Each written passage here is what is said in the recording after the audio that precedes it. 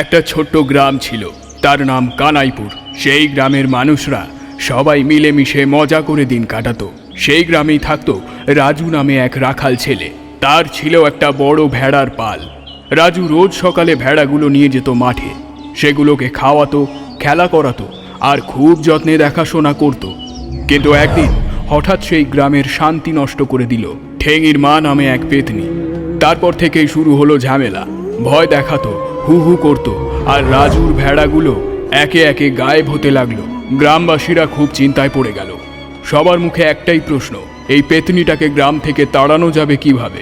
রাজু তখন বলল, চলো আমরা একসাথে বুদ্ধি করে একটা ফাঁদ পেতে দিই। সবাই মিলে মাখিয়ে ফেললো লঙ্কা আর নুন দিয়ে এক থালা ঘাস।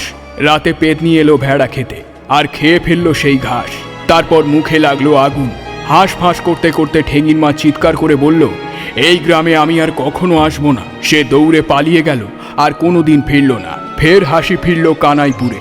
রাজু তার ভেড়াগুলোকে নিয়ে খেললো মাঠে আর গ্রামবাসীরা বাঁচল স্বস্তিতে। কিন্তু এখনো রাজুর জন্য কেউ লাইক করলো না।